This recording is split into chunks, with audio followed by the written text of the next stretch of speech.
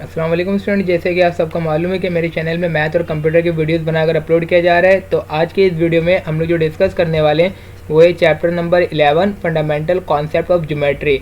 इसको पढ़ने से पहले हमें ये अंडरस्टैंडिंग करना होगा कि व्हाट इज़ ज्योमेट्री, कि ज्योमेट्री होता है तो क्या होता है। तो ज्योमेट्री आपको सबको मालूम है कि कितने वर्ड से मिलकर बना है, 2 वर्ड से मिलकर बना है। पहला वर्ड है जियो, दूसरा वर्ड है मैट्री। जियो मतलब होता है अर्थ एंड मैट्री मतलब होता है मेजरमेंट। तो पता चला कि ज्योमेट्री में जो हम पढ़ते हैं ज़मीन के पैमाइश के बारे में पढ़ रहे होते हैं। और ज्योमेट्री है क्या, ये एक मैथमेटिक्स मैथ का एक ब्रांच है जिसमें हम साइज, शेप्स, एंगल और डायमेंशंस के बारे में क्या कर रहे होते हैं, स्टडी कर रहे होते हैं। ठीक है, तो पता चला कि भाई ज्योमेट्री में हम किस चीज़ के बारे में पढ़ रहे होते हैं। ज्योमेट्री मैथ की एक ब्रांच है जिसमें हम किसके बारे में डिस्कस कर रहे होते हैं, किसके बारे में हम सर ज़रा डिस्कस कर रहे होते हैं, हम साइज़ के बारे में डिस्कस कर रहे होते हैं, शेप्स के बारे में डिस्कस कर रहे होते हैं, एंगल के बारे में और किसके बारे में, डायमेंशंस के बारे में पढ़ रहे होते हैं। इसको देखने के बाद हमारे पास नेक्स्ट है इंडक्टिव रीजनिंग। क्या गिवन है हमारे पास, इंडक्टिव रीजनिंग का आपको मैं एक एग्जांपल से इसका कॉन्सेप्ट क्लियर करूं कि इंडक्टिव रीजनिंग क्या होता है। जैसे कि मैंने लिखा आफ्टर एब्जॉर्बिंग, इसकी एग्जांपल पहले बता दो ताकि आपको कॉन्सेप्ट क्लियर हो। आपने क्या किया, कुछ चीज़ों को ऑब्जर्व किया, यानी अपने ऑब्जर्वेशन में रखा, अंडर ऑब्जर्वेशन में आपने क्या किया, कुछ दरख्त के पास गए और कुछ पत्तों को उठाया और उठाने के बाद उसको क्या किया, एब्जॉर्व किया। और एब्जॉर्व करने के बाद क्या थ्योरी पेश किया कि सारे के सारे जो पत्ते होते हैं दरख्त के वो क्या होते हैं, ग्रीन होते हैं। हो सकता है कि एक और एग्जांपल आपको इसके कॉन्सेप्ट दूं कि बहुत सारे पेरेंट्स पढ़े लिखे थे, उनके बच्चे आपके पास पढ़ने आ रहे थे। आपने क्या बोला कि जो पढ़े लिखे पेरेंट्स होते हैं उनके सारे बच्चे क्या होते हैं, पढ़े लिखे होते हैं। तो दो ही इसने आपने क्या की, एग्जाम्पल दी। तो इंडक्टिव रीजनिंग में क्या होता है उसको अंडरस्टैंडिंग करने के लिए मैंने 2 एग्जाम्पल लिखा भी और आपको बताया भी। तो पता चला कि ऐसा तो नहीं है ना कि जितने भी पत्ते हो सबके सब ग्रीन हो। लिखा हुआ leaves of all trees are green, जितने भी दरख्त थे सारे के सारे दरख्त के पत्ते क्या होते, ग्रीन होते। नहीं, आपने जो सैंपल लिया हो पत्ते का, हो सकता है वो पत्ता क्या हो, ग्रीन हो। उसके अंडर ऑब्जर्विंग में आपने क्या बोल दिया कि सारे के सारे जो पत्ते होते वो क्या होते, ग्रीन होते, जबकि ऐसा बिल्कुल भी होता नहीं है। हो सकता है दूसरी जो मिसाल दिया था अंडर एब्जॉर्बिंग, आपके वो बच्चे रहे हों जो पढ़े लिखे पेरेंट्स के हो और वो बच्चे पढ़ते हो, तो लेकिन ऐसा दुनिया में पॉसिबल है ही नहीं। तो पता चला कि इंडक्टिव रीजनिंग में हम क्या कर रहे होते हैं, किसी भी चीज़ को एब्जॉर्ब करने के बाद उसको की थ्योरी क्या कर रहे होते हैं, पेश कर रहे होते हैं। ये मैथमेटिक्स में इतना ज़्यादा प्रीफेयर नहीं किया जाता क्योंकि इसमें क्या होता है, गलत हो जाता है, बहुत दफ़ा गलत थ्योरी पेश हो जाता है। आपके जो एब्जॉर्बिंग हो उसके यहाँ पर जब थ्योरी पेश करते हो तो गलत भी होने के चांसेस होता है। जैसे कि दरख्त के पत्ते ग्रीन नहीं होते सारे, कुछ पत्ते येलो होते, कुछ पत्ते ब्राउन होते। तो इसलिए इसको मैथ में ज़्यादा प्रीफेयर नहीं किया जाता। तो इसके यहाँ पे किसको ज़्यादा हम लोग प्रीफेयर कर रहे होते, डिडक्टिव रीजनिंग। अब ये क्या कहता है, deductive reasoning in this method we deduce particular result from the general result. जैसे कि मैंने एक एग्जाम्पल लिखा मैन इज मॉडल, मैंने बोला कि आदमी सारे क्या है, फानी है, यानी मैन इज मॉडल है। तो ज़रूरी नहीं है कि यहाँ पे मैं मैन ही लिखूँ, मैं मैन को क्या कर सकता हूँ, कोई चीज़ से तशबीह दे सकता हूँ, मैन के मैं नाम भी लिख सकता हूँ। मैंने बोला Salim is model, Kalim is model. पता चला कि दुनिया में इंसान सारे के सारे फ़ानी है, कुछ टाइम के बाद इनको वापस क्या कर जाना है, लौट जाना है, दुनिया से ख़त्म हो जाना है। तो ये हमारे पास क्या है, डिडक्टिव रीजनिंग। डिडक्टिव रीजनिंग में क्या होता है, हम इसमें 100% क्या कर रहे होते हैं, एब्जॉर्बिंग पेश कर रहे होते हैं। तो वो हमारे क्या कहलाता है, डिडक्टिव रीजनिंग कहला रहा होता है। इसके बाद हमारे पास characteristic of deductive method. Deductive method के कुछ कैरेक्टरिस्टिक भी हमारे पास, जिसमें हमारे पास 4 पॉइंट्स गिवन है। जो कि पहला पॉइंट गिवन है, certain concept are accepted without definition called undefined terms. तो पहले हमारे पास गिवन है, सबसे पहले जो डेफिनेशन गिवन है डिडक्टिव मेथड में, अनडिफाइंड टर्म। क्या अनडिफाइंड टर्म होता है, तो बेसिकली क्या होता है, तो अनडिफाइंड टर्म अगर आपसे कोई पूछता है कि बताओ बच्चों अनडिफाइंड टर्म क्या होता है, तो अब अनडिफाइंड टर्म बताएंगे कि वो सारी चीज़ें जिसको बताया तो जाए लेकिन उसकी डेफिनेशन ना मांगा जाए। जैसे कि एग्जाम्पल पॉइंट, अगर मैं बोलूँगी पॉइंट तो आप मुझसे कभी भी नहीं बोलोगे पॉइंट की मुझसे डेफिनेशन बताओ। जैसे कि मैंने पॉइंट लगाया तो आप मुझसे कभी नहीं बोलोगे सर इसकी पॉइंट की डेफिनेशन बताओ। मैंने बोला लाइन, कोई बच्चा मुझसे लाइन की डेफिनेशन नहीं पूछता। मैंने बोला प्लेन, कोई बच्चा मुझसे प्लेन की डेफिनेशन नहीं पूछता। तो ये सारे के सारे अनडिफाइंड टर्म है, वो ऐसे टर्म जिसको डिफाइन करने की हमें रिक्वायरमेंट ना हो तो उसको हम लोग क्या कहते हैं, अनडिफाइंड टर्म कहते हैं। ठीक है, पहला पॉइंट ये था। सेकंड पॉइंट ये रहा, with the help of undefined term, undefined terms की मदद से certain statement are accepted without proof. This are called fundamental agreement. बता रहे कि अनडिफाइंड टर्म की, अनडिफाइंड जो टर्म है उसकी मदद से जो सारी चीज़ों को एक्सेप्ट किया जाता है वो सारे एक्सेप्शन क्या कहलाते हैं हमारे पास, फंडामेंटल एग्रीमेंट कहा जाता है। क्या कहते हैं, जो अनडिफाइंड टर्म्स की मदद से जिस चीज़ को एक्सेप्ट करते हैं वो हमारे क्या कहलाता है, फंडामेंटल एग्रीमेंट कहलाता है। फंडामेंटल एग्रीमेंट्स के भी हमारे पास क्या होते हैं, कुछ टाइप्स होते हैं जो कि हम लोग डिस्कस करते हैं। यहाँ पर देखते हैं हमारे पास फंडामेंटल के क्या कौन कौन से टाइप्स होते हैं। तो मैं पहले इसमें हाइलाइटर यूज़ करता हूँ ताकि आपको और आसानी से अंडरस्टैंडिंग कॉन्सेप्ट क्लियर हो। तो मेरे पास टाइप्स ऑफ फंडामेंटल एग्रीमेंट है। टाइप्स ऑफ फंडामेंटल एग्रीमेंट में पहला हमारे पास गिवन है एक्सियम। अभी एक्सियम क्या होता है तो हम इसका पहले अंडरस्टैंडिंग करते हैं। फंडामेंटल एग्रीमेंट क्या होता है, हमारे पास अनडिफाइंड टर्म की मदद से जिस चीज़ को एक्सेप्ट कर लिया जाए वो हमारे क्या कहला रहा है, फंडामेंटल एग्रीमेंट कहला रहा है। अब एक्सियम क्या होता है उसको अंडरस्टैंडिंग करते हैं। Fundamental agreement which are related to number. तो पता चलेगा जो फंडामेंटल एग्रीमेंट का एक्सियम किसको कहते हैं, जो किससे रिलेट हो, नंबर से रिलेट हो। अगर वो नंबर से रिलेट कर रहा है, अगर वो नंबर से रिलेटेड है तो वो हमारे क्या कहलाता है, एक्सियम कहलाता है। जैसे कि मैंने लिखा है x equal to y, let suppose मैंने यहाँ पे गिवन है एक्स इक्वल टू वाई और फिर मैंने लिखा है एक्स जेड और इक्वल टू वाई जेड। मैं लेट सपोज मैंने यहाँ पे लिखा है 3 इक्वल टू 6, मैंने लिख दिया 3 इक्वल टू 6। अब मेरे को 3 और 6 को जब मैं मल्टीप्लाई करूँ तो दोनों तरफ क्या आना चाहिए, सेम नंबर आना चाहिए। सर एक और एग्जाम्पल नहीं कॉन्सेप्ट के लिए अब मैंने बोला यहाँ पे 2 और यहाँ पे भी 2 है। अब मुझे वो नंबर से मैं मल्टीप्लाई कराऊंगा जो दोनों तरफ आ जाए, यानी मैं अगर 3 से यहाँ मल्टीप्लाई करूँ तो यहाँ पे भी किससे मल्टीप्लाई होगा, 3 से।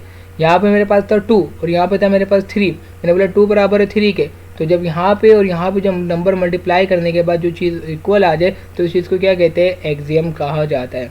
अगले इसकी जो मैंने डेफिनेशन में लिखा है every number is equal to itself, वो सारे नंबर जो खुद एक दूसरे के बराबर, जैसे 2 किसके बराबर होगा, 2 के बराबर होगा, 3 किसके बराबर होगा, 3 के बराबर होगा। तो ये हमारे क्या कहलाता है, एक्सियम कहलाता है। पोस्टुलेट, पोस्टुलेट क्या होता है, पोस्टुलेट अंडरस्टैंडिंग कराऊँ। पोस्टुलेट कहते हैं fundamental agreement which are related to geometrical figure. Postulate किसको कहते हैं वो अंडरस्टैंडिंग करते हैं। पोस्टुलेट कहलाता है मेरा fundamental agreement which are related to geometrical figure. ये हमारे पास किससे रिलेट कर रहा था, नंबर से रिलेट कर रहा था, जबकि पोस्टुलेट नंबर से रिलेट नहीं करता है, किससे रिलेट करता है, ज्योमेट्रिकल फिगर से। किससे रिलेटेड करता है, कोई भी एक फिगर हो, जैसे कि मैंने लिखा है one and only one line pass through 2 distinct point. Postulate क्या होता है, हमारे पास ज्योमेट्रिकल फिगर होता है, जबकि एक्सियम क्या होता है, हमारे पास नंबर्स होता है। तो ये क्या कह रहा है, fundamental agreement which are related to geometrical figure. One and only, example के बारे में, one and only one line passes through 2 distinct point. बोल रहे कि एक ऐसा लाइन, देखो इसके एग्जाम्पल यहाँ पे मैं कॉन्सेप्ट क्लियर करूँ ये पेन लेकर कि क्या होता है एक्सियम। तो ये पेन मैंने यहाँ से हाईलाइटर से लिया, मैंने बोला कि भाई एक पॉइंट ये रहा मेरा और दूसरा पॉइंट भी रोटेट करवा देता हूँ और एक पॉइंट ये रहा, ठीक है। ये दो मेरे पास पॉइंट गिवन है, ठीक है। अब एक ऐसा लाइन जो दोनों के दोनों इस पॉइंट को क्या करता हुआ चले जाए, एक ही one and only one line passes through 2 distinct, 2 different point को एक ही लाइन पास करता हुआ चला जाए। तो ये क्या मेरे पास एक ज्योमेट्रिकल मैंने क्या पेश किया, फिगर पेश किया। Unlimited line can pass through a point, बता रहे कि अनलिमिटेड लाइन, जैसे कि मैंने एक और एग्जाम्पल ले लिया यहाँ पे राइट किया एक और एग्जाम्पल, मैंने बोला कि पॉइंट है मेरे पास, ठीक है। अब इसमें से मैं एक लाइन नहीं अनलिमिटेड लाइन क्या कर सकता हूँ, इस पॉइंट से पास कर सकता हूँ। तो ये हमारे क्या कहलाता है, पोस्टुलेट कहलाता है, ठीक है। फिर इसके बाद ओ माय गॉड, फिर इसके बाद लिखा हुआ with the help of undefined terms and fundamental terms. अब ये दोनों को मिलाकर किस को, अनडिफाइंड टर्म्स को और फंडामेंटल टर्म्स को मिलाकर जो चीज़ मिलता है उस चीज़ को क्या कहते हैं, डिफाइंड टर्म कहते हैं। क्या कहते हैं हम लोग, डिफाइंड टर्म। किस चीज़ को, अनडिफाइंड टर्म और फंडामेंटल टर्म। फंडामेंटल टर्म में क्या था, एक्सियम था और पोस्टुलेट था। एक्सियम क्या होता है, जो कि नंबर होता है, पोस्टुलेट क्या होता है, ज्योमेट्रिकल फिगर्स होता है। तो पता चलेगा डिफाइंड टर्म। अब डिफाइंड टर्म के एक एग्जाम्पल मैंने लिखा है, figure which has only 3 angles is called triangle. मतलब अब मैं बोलूँ ट्राइंगल, अभी मैं ट्राइंगल की डेफिनेशन बता सकता हूँ। मैंने बोला पैरेललोग्राम, पैरेललोग्राम की डेफिनेशन बता सकता हूँ। मैंने बोला स्क्वायर, स्क्वायर की डेफिनेशन बता सकता हूँ। तो वो सारे टर्म्स जिसको डिफाइन किया जा सके तो वो आपका क्या कहलाता है, डिफाइंड टर्म्स कहलाता है। अगला है मेरे पास आप parallelogram which has side equal is called rhombus. अब ये रोम्बस क्या, देखो बता रहे कि parallelogram which has side equal, अगर बता रहे कि पैरेललोग्राम का साइड क्या हो जाए, इक्वल हो जाए, तो वो हमारे क्या बन जाता है, रोम्बस बन जाता है। उस चीज़ को हम लोग क्या कहते हैं, रोम्बस कहते हैं, ठीक है। आ रही मेरी बात समझ में। रोम्बस क्या होता है। फिर इसके बाद अगला हमारे पास एक और इसकी फंडामेंटल एग्रीमेंट के एक और वो बेसिक कॉन्सेप्ट से पहले हमारे पास इसके ये जो डिडक्टिव रीजनिंग के चौथा पॉइंट डिस्कस करने जा रहे हैं, with the help of undefined term. With the help of undefined term. अब ये थ्योरम्स होता है क्या, हमने 3 चीज़ों के बारे में देख लिया। नंबर 1 क्या देखा है हमने, और अनडिफाइंड टर्म। नंबर 2 देखा फंडामेंटल एग्रीमेंट। नंबर 3 देखा डिफाइंड टर्म। इन तीनों चीज़ों को मिलाकर जो चीज़ मिलता है उसको कहते हैं प्रोपोजिशंस या तो थ्योरम्स बोला जाता है। क्या बोला जाता है, प्रोपोजिशंस या तो थ्योरम। किन चीज़ों को, अनडिफाइंड टर्म्स को, पोस्टुलेट को, डिफाइंड टर्म को जो मिलाकर जो चीज़ मिलता है या प्रूफ किया जाता है, जो डेवलप किया जाता है, उस चीज़ को आप क्या कहते हो, प्रोपोजिशंस या तो थ्योरम्स कह रहे होते हो। If two side of a triangle are congruent, angle opposite to the sides are also congruent. कह रहे कि अब मैंने क्या होता है, देखो अब इसकी मैंने एक एग्जाम्पल भी लिखा है यहाँ पे। क्या लिखा है, if two sides of a triangle, एक ट्राइंगल का 2 साइड जब कॉन्ग्रुएंट मतलब बराबर हो जाए तो अपोजिट एंगल प्रूफ करना होता है इसमें। जैसे कि सर कैसे, इसके ज़रा कॉन्सेप्ट ज़रा हम क्लियर करें। ये देखो मेरे पास मैंने क्या बनाया, एक ट्राइंगल बनाया, ये वाला साइड और ये वाला साइड लेट सपोज बराबर है, तो इसका अपोजिट एंगल क्या करना है हमें, तो इस चीज़ को क्या कहते हैं, थ्योरम्स कहते हैं। तो थ्योरम्स में हमारे पास क्या होगा, तीनों चीज़ होगा, डिफाइंड टर्म भी होगा, फंडामेंटल एग्रीमेंट भी होगा और अनडिफाइंड टर्म भी होगा। यानी कुछ चीज़ें डिफाइन भी कर सकते हो, कुछ चीज़ें आप डिफाइन भी नहीं कर पाओगे। और क्या होगा हमारे पास, फंडामेंटल एग्रीमेंट यानी पोस्टुलेट, और क्या होगा हमारे पास एक्सियम, जो कि ज्योमेट्रिकल फिगर से पोस्टुलेट रिलेट करता है, और एक्सियम किससे कर रहा होता है। यहाँ तक मेरी बात अंडरस्टैंडिंग होने वाली है, आपको समझ में आनी चाहिए। अगला हमारे पास बेसिक कॉन्सेप्ट। अब हम जा रहे हैं फंडामेंटल कॉन्सेप्ट का बेसिक कॉन्सेप्ट के बारे में डिस्कस करने जा रहे हैं, जिसमें सबसे पहले हमारे पास गिवन है पॉइंट। तो ये रहा मेरे पास पॉइंट। अब आपसे कोई पूछता है व्हाट इज पॉइंट, पॉइंट क्या होता है, तो पॉइंट कोई इतना ज़्यादा खास नहीं है। पॉइंट इज नो डायमेंशन, जिसकी कोई डायमेंशन हो, जिस तरीके से चाहे आप क्या कर दो, उसको रिलेट कर दो यानी ड्रॉ कर दो मीन्स के, तो आपको क्या बन जाएगा, पॉइंट बन जाएगा। पॉइंट इज नो डायमेंशन, जिसके कोई डायमेंशन नहीं होते। It is denoted by small dot. इसको डिनोटेड कैसे किया जाता है, स्मॉल डॉट, ये स्मॉल डॉट से डिनोटेड किया जाता है। It is name by a capital letter, तो हमेशा याद रखना है इसको किससे डिनोटेड करते हैं, हमेशा कैपिटल लेटर से डिनोटेड किया जाता है। अगला है मेरे पास लाइन सेगमेंट। अभी लाइन सेगमेंट क्या होता है, अब अंडरस्टैंडिंग करते हैं। Straight path of a point, straight path of a point which is 2 and point, जिसके कितने एंड पॉइंट हो, 2 एंड पॉइंट। अब इसको पढ़ सकते हो, देखो ये और एक एंड पॉइंट का क्या नाम है ए, और दूसरे का क्या नाम है बी। अब इसको इस तरीके से पढ़ सकते हो, A B is the straight line, या A B is the line segment and B A is the line segment. आपके ऊपर डिपेंड करता है आप यहाँ से पढ़ो चाहे यहाँ से पढ़ो, क्योंकि ये एंड हो रहा है। अब रे क्या होता है, straight path of point which है 1 एंड पॉइंट, जिसके कितने एंड पॉइंट है 1। ए तो एंड पॉइंट है, लेकिन बी इन्फिनाइट एंड पॉइंट, यानी कहाँ खत्म हो रहे हैं हमें मालूम नहीं है। आगे बता रहे कि आगे ये कंटिन्यू है। तब इसको जिसको तो हम लोग दोनों तरीके से पढ़ लेते ना, ए बी पढ़ भी पा रहे थे और बी ए भी पढ़ पा रहे थे, लेकिन यहाँ पे क्या होगा, ए बी ही पढ़ सकते हैं। क्यों, क्योंकि ये यहाँ पे एंड हो रहा है और यहाँ पे क्या हो रहा है, इन्फिनाइट की तरफ जा रहा है। अब कहाँ पे इन्फिनाइट पे आगे एंड हो रहा है, इसको इस तरीके से हम लोग पढ़ सकते हैं नहीं है। तो हमेशा याद रखना है रे और लाइन सेगमेंट में क्या फ़र्क है।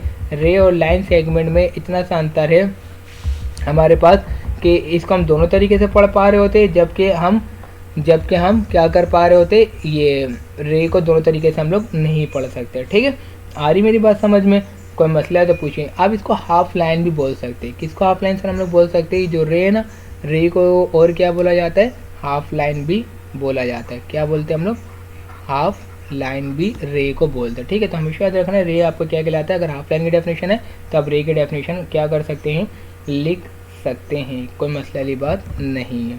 अगला है लाइन। लाइन क्या होता है हमारे पास, अभी हमने देखा कि क्या देखा, अभी हमने लाइन सेगमेंट की कोई एंड पॉइंट नहीं, ठीक है, यानी लाइन सेगमेंट के 2 एंड पॉइंट है, रे के 1 एंड पॉइंट है, जबकि लाइन की कोई भी एंड पॉइंट नहीं है। कहाँ से स्टार्ट होता है, कहाँ पे ख़त्म होता है लाइन का कोई पता नहीं होता। ठीक है, जैसे कि मेरे पास यहाँ पे आपको नज़र आ रहा हो ए, ये वाले पॉइंट का नाम रखा है, ये वाले भी, लेकिन इसका कोई एंड पॉइंट नहीं है। अब इसको ए भी पढ़ सकते हो और बी ए भी पढ़ सकते हो, क्योंकि कहीं पे एंड नहीं हो रहा है। ठीक है दोस्तों, आ रही मेरी बात समझ में। कोइंसिडेंट पॉइंट क्या होता है उसको समझते हैं। If 2 point represent the same location, 2 point जो कि 2 पॉइंट हो और सेम लोकेशन पे हो, they are called coincident point. तो इसको क्या कहते हैं, कोइंसिडेंट पॉइंट। जैसे कि अगर आपने ग्राफ वगैरह में देखा हो तो इसका नाम पहले से इसका नाम होता है, इस पॉइंट का नाम क्या होता है, ए कॉमा बी होता है। फिर से एक दफ़ा और पॉइंट लगाया, 2 पॉइंट के ऊपर पॉइंट लगा दिया, फिर क्या लिख दिया, सी कॉमा डी लिख दिया। ठीक है, तो ये पॉइंट कौन सा पॉइंट कहलाता है, आपका कोइंसिडेंट पॉइंट कहलाता है। जो सेम लोकेशन पे हो और एक ही पॉइंट एक ही जगह पे हो, ठीक है। तो अब इसको क्या बोलेंगे, आ रही मेरी बात समझ में किस तरीके से मैं बता रहा हूँ। फिर इसके बाद कोलिनियर पॉइंट है। कोलिनियर पॉइंट क्या होता है दोस्तों, उसको अंडरस्टैंडिंग करा दूँ। कोलिनियर पॉइंट क्या होता है, इसमें दो पॉइंट एक जैसा था, अब कोइंसिडेंट कोइंसिडेंट लाइन रह गया मेरा। कोइंसिडेंट पॉइंट तो हमने देख लिया, बट कोइंसिडेंट लाइन है तो इसको भी बताने की ज़रूरत नहीं है। जैसे दो लाइन था, वो दो पॉइंट था, तो इसी तरीके से एक ही लाइन, यानी if two lines represent the same line, यानी दो लाइन एक ही लाइन को क्या सेम लाइन को रिप्रेजेंट करे तो क्या कहलाता है, कोइंसिडेंट लाइन। जैसे कि एक ये रहा, फिर इसी के ऊपर एक और क्या ड्रॉ कर दिया, एक और लाइन ड्रॉ कर दिया, तो ये हमारे क्या कहलाता है, कोइंसिडेंट लाइन कहला रहा होता है। फिर इसके बाद नेक्स्ट है हमारे पास कोलिनियर पॉइंट। तो अंडरस्टैंडिंग करते हैं collinear point, the point that lie on the same line are called collinear, यानी एक ही लाइन में सारे के सारे पॉइंट मौजूद हो। ऐसा पॉइंट जो एक ही लाइन पे मौजूद हो, लाइन ड्रॉ करने पे सारे के सारे पॉइंट एक ही लाइन पे आ जाए, तो अब इसको क्या कहते हैं, कोलिनियर पॉइंट। अगर ये एक दो पॉइंट भी आगे पीछे होता है, जैसे कि इसका पॉइंट ये आगे पीछे है, अगर आप देखें तो ये जो बी वाला है, इस बी का पॉइंट क्या है, आगे पीछे मूव है, तो इसको कहते हैं नॉन कोलिनियर पॉइंट बोला जाता है, ठीक है। और अभी आपको एक चीज़ और दिखा दूँ, पॉइंट के कोई डायमेंशन नहीं थे, नो डायमेंशन, जबकि लाइन, रे, लाइन सेगमेंट, रे, line, coincident point, coincident line, collinear, non collinear, ये सारे के सारे कितने रे होते हैं, हमारे पास 2 रे होते हैं। जबकि प्लेन के कितने रे होते हैं, 3 रे होते हैं। Flat surface is called plane, जो बराबर होते हैं, जैसे कि मेरे ये आपको डेस्कटॉप नज़र आ रहा हो, तो ये क्या है, प्लेन कहलाता है। क्यों, क्योंकि फ्लैट सरफेस है। At least 3 non collinear point determine a plane, इसमें कितने पॉइंट होने चाहिए, कम से कम 3 पॉइंट होते हैं, जब जाके क्या बनता है, प्लेन बनता है। तो आपको मैं 3 पॉइंट बना के दिखाऊँ, तो पहला पॉइंट ये रहा, दूसरा पॉइंट ये रहा, तीसरा पॉइंट ये रहा। अब मैं तीनों को आपस में क्या कर दिया, इंटरसेक्ट कर दिया, तो ये जो 3 नॉन कोलिनियर पॉइंट ये क्या बनाया, हमारे पास एक प्लेन बनाते हैं। तो हमेशा याद रखना, जब 3 नॉन कोलिनियर पॉइंट मिलते हैं, कोलिनियर नहीं होते, ठीक है, तो नॉन कोलिनियर, ऊपर भी तीन पॉइंट तो है, लेकिन ये कोलिनियर है, ये नॉन कोलिनियर है, तो हमारे पास क्या बनाएगा, प्लेन बनाएगा, ठीक है। बिटवीन एंड बियॉन्ड, अभी बिटवीन एंड बियॉन्ड की डेफिनेशन देखते हैं। A comma B comma and C are three collinear point, तीनों के तीनों कोलिनियर है, बताने की जरूरत नहीं, क्यों, क्योंकि ये एक ही लाइन में। The above point B is between A and C, B जो है ए और सी के दरमियान है, तो इसको क्या बोलेंगे, बिटवीन बोलेंगे, बिटवीन ए एंड सी। जबकि C is beyond A and B, जबकि जो सी है वो ए और बी के क्या है, बियॉन्ड है। आगे बात समझ में, बी क्या है, बिटवीन है ए और सी के, जबकि सी कौन सा पॉइंट है, बियॉन्ड पॉइंट है ए और बी के।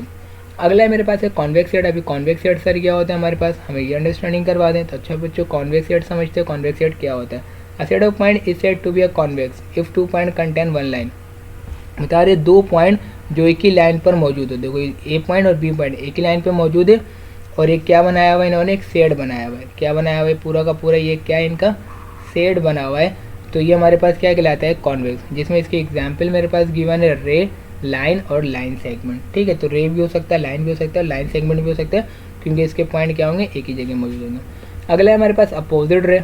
अभी हमने रे देखा था, रे के क्या था, एक एंड पॉइंट था। अपोजिट रे क्या होगा, जिसके एंडिंग पॉइंट दोनों तरफ क्या अपोजिट है एक दूसरे के। देखो यहाँ पे भी एंडिंग पॉइंट है, और ये सी वाले का एंडिंग पॉइंट बी है, और ए वाले का भी क्या है, तो दोनों एक दूसरे के क्या है, अपोजिट है। तो जब भी इसको कौन सा रे बोलते हैं, अपोजिट रे बोला जाता है। ये नज़र आ रहा है आपको, ये वाला पॉइंट, तो ये बी ए के लिए भी है और ये सी के लिए भी है। तो सी का अपोजिट क्या है, ए, और ए का अपोजिट क्या है हमारे पास, सी। और ये याद रखना है, दे आर कोलिनियर, और ये हमेशा क्या होते हैं, कोलिनियर होते हैं। दे have a common end point, तो इनका एंडिंग पॉइंट क्या होता है, कॉमन होता है हमारे पास। Their intersection is the only common end point. तो हमेशा याद रखना है, 3 पॉइंट्स में आपको बताया, देयर आर कोलिनियर, पहले क्या है हमारे पास, कोलिनियर है। सेकंड क्या है, दे have a common end point, दोनों का एंडिंग पॉइंट भी क्या है हमारे पास, कॉमन है। तीसरा क्या बताया, their intersection is the only common end point, तो जो दोनों का जहाँ पे जो इंटरसेक्ट जो आपस में मिल रहे होंगे वो भी क्या होगा हमारे पास, कॉमन होगा।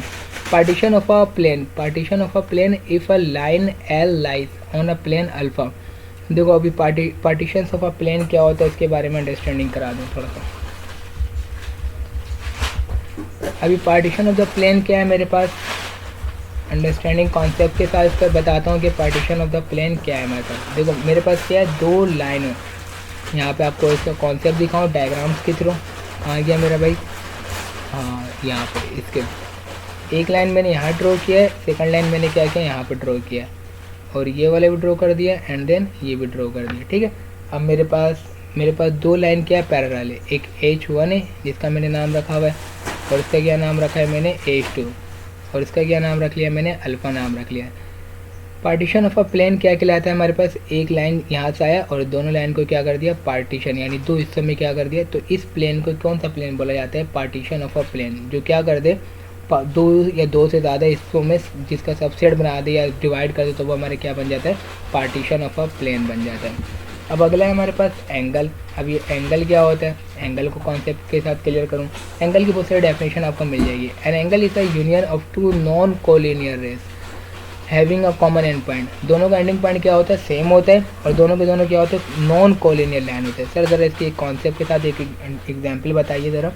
ये देखो, ये रहा एंड देन ये रहा, और ये हमारा एंगल बना है, और ये हमारे क्या है लाइन है, और ये भी हमारे वो रे है, और ये भी हमारे क्या है रे, नॉन कोलिनियर है। ठीक है, लेकिन दोनों का एंडिंग पॉइंट क्या है हमारे पास सेम है, तो इस चीज़ को क्या कहते हैं, रे कहते हैं। इसका नाम ओ रखा है, इसका नाम ए रखा है, और इसका नाम मैंने क्या रखा है, बी रखा है। तब इसको पढ़ सकते हो एंगल ओ भी पढ़ सकते हो।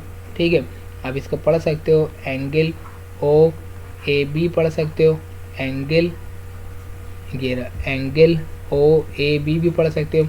इसको एक और पढ़ सकते हो, क्या पढ़ सकते हो भाई, एंगल बी ओ ए भी पढ़ सकते हो। ठीक है, तो जो दिल चाहे आप पढ़ सकते हो। और एक चीज़ और दोनों में मैं आपको बताते चलूँ, और ये जो चीज़ कहलाता है इसको कहते हैं एंगल, जबकि ये चीज़ जो हमारे कहलाता है इसको क्या कहा जाता है, लेजेंड। तो ये आपको पता होना चाहिए।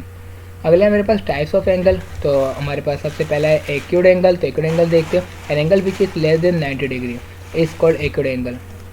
तो ऐसा ट्रायंगल या ऐसा एंगल जो 90 डिग्री से क्या हो, कम हो। देखो 90 डिग्री क्या होता है हमारे पास, ये 90 डिग्री है मेरा।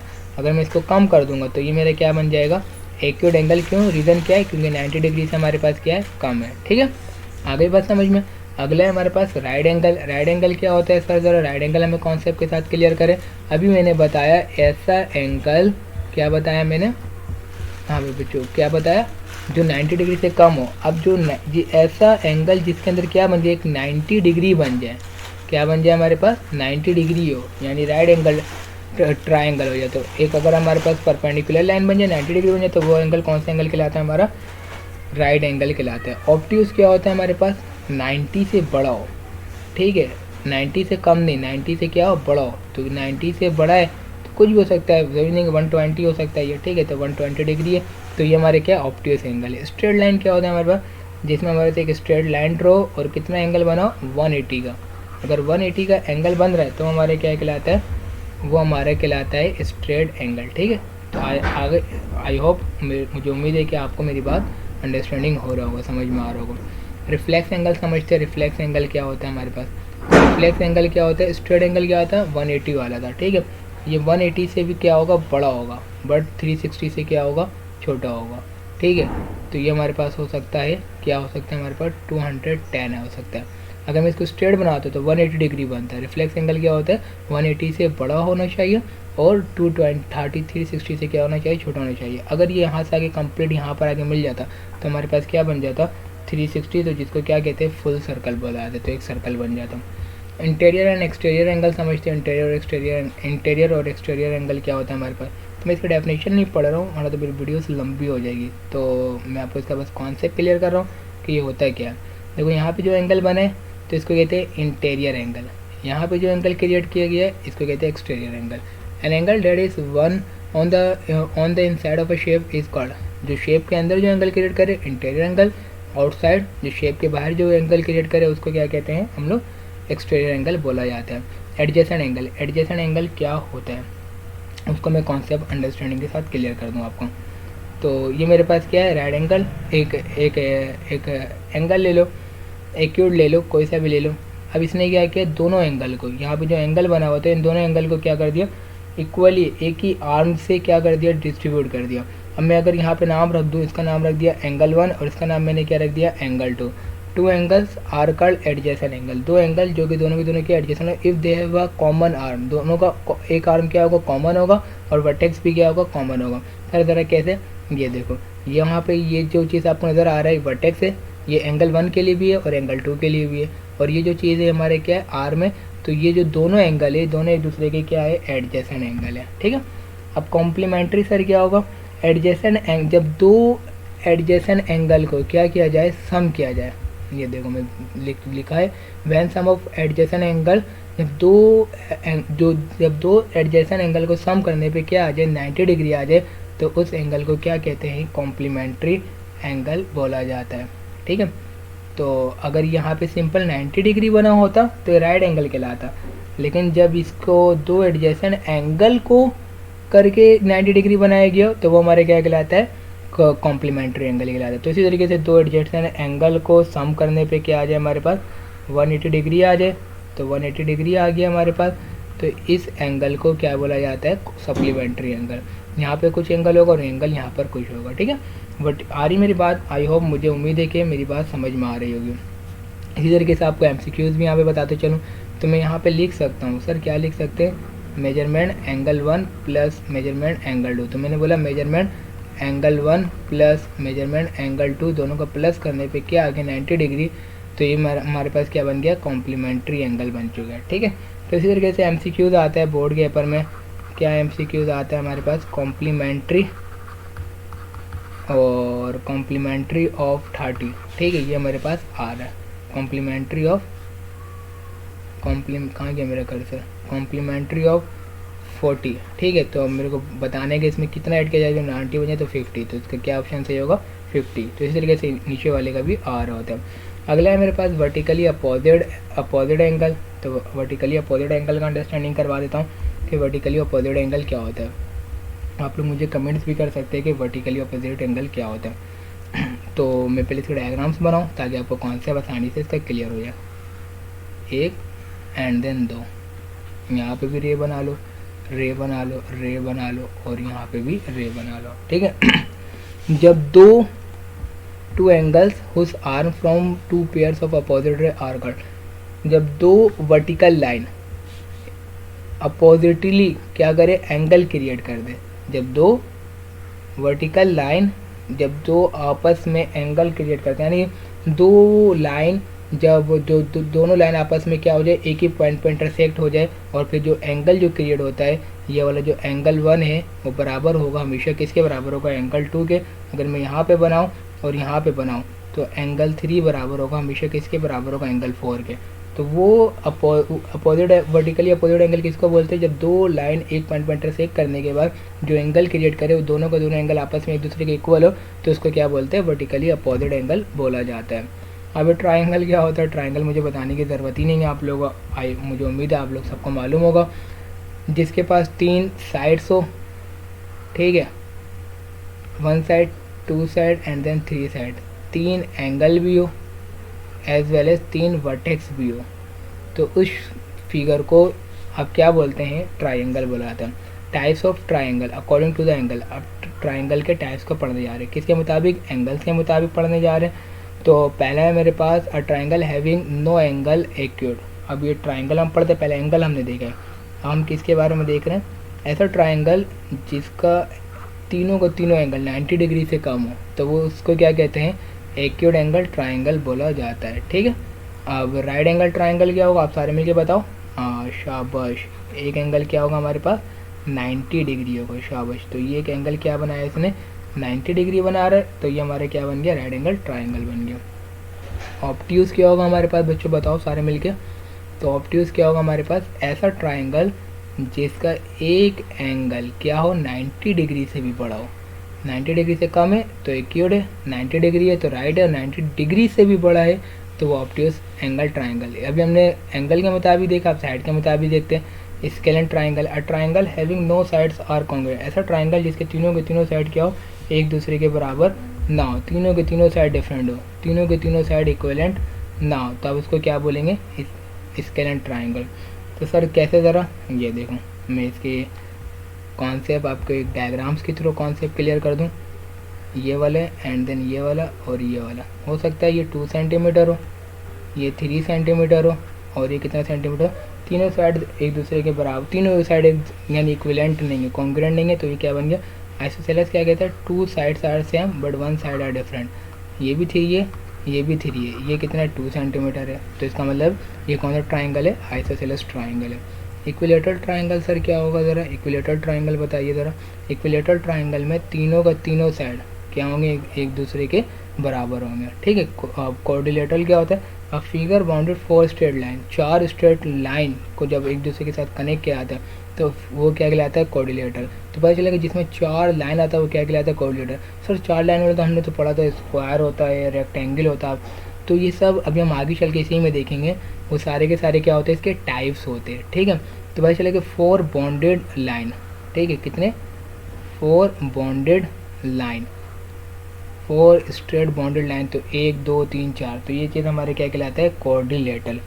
क्लियर आ रही मेरी बात समझ में, आई होप, मुझे उम्मीद है कि मेरी बात समझ में आ रही होगी आप लोगों। अब इसके बाद नेक्स्ट है मेरे पास टाइप्स ऑफ कोऑर्डिनेटर, जिसमें हमारे पास पहला है पैरेललोग्राम, और quadrilateral whose opposite sides are parallel, जिसके दोनों यानी अपोजिट साइड क्या होगा, हमारे पास पैरेलल होगा।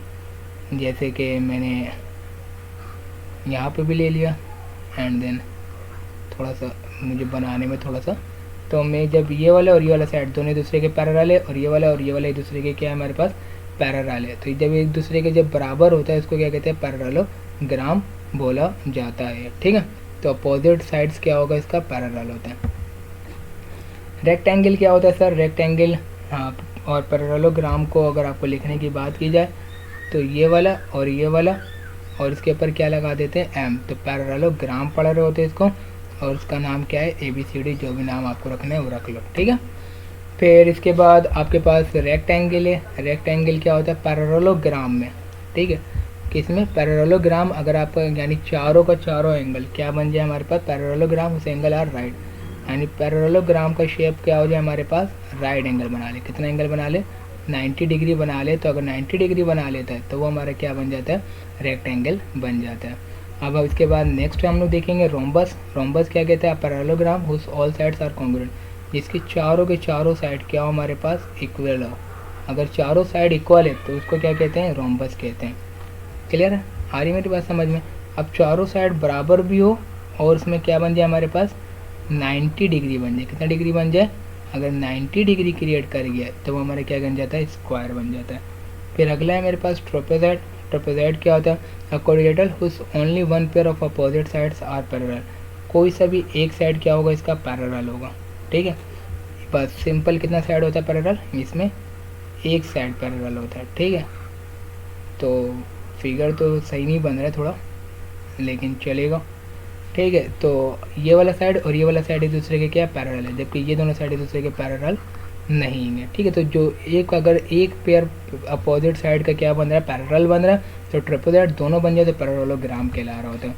फिर इसके बाद ट्रापेजॉइड था, तो यहाँ पे मैंने दोबारा से ट्रापेजॉइड कॉपी कर दिया, सॉरी। फिर अगला है मेरे पास आइसोसेलेस ट्रापेजॉइड, ठीक है। तो अभी तो बता ही दिया ट्रापेजॉइड, तो ट्रापेजॉइड मुझे दोबारा बताने की ज़रूरत नहीं है। तो isosceles trapezoid, a trapezoid whose non parallel sides are congruent, तो बता रहे कि उसमें क्या था, ये देखो मैंने अभी यहाँ पे दोबारा से डायग्राम बना के आपको दिखाता हूँ अच्छे से। ये वाला और ये वाला, एंड देन ये वाला और ये वाला, ये दोनों साइड एक दूसरे के पैरेलल है, जबकि दोनों एक दूसरे के पैरेलल लाइन नहीं है, क्योंकि स्ट्रेट और ये स्ट्रेट नहीं है, ठीक है। आइसोसेलेस ट्रापेजॉइड क्या होता है, trapezoid whose non parallel sides are congruent, तो ये वाला था और ये वाला था, अभी दोनों एक दूसरे के क्या हो जाए, कॉन्ग्रुएंट हो जाए, ठीक है। जो नॉन पैरेलल साइड तो कॉन्ग्रुएंट हो जाए तो कहलाता है आइसोसेलेस ट्रापेजॉइड। वीडियो देखने का बहुत बहुत शुक्रिया। इसी तरीके की वीडियो देखने के लिए फर्स्टली मेरे चैनल को सब्सक्राइब करें। वीडियो देखने का शुक्रिया। अल्लाह हाफिज़।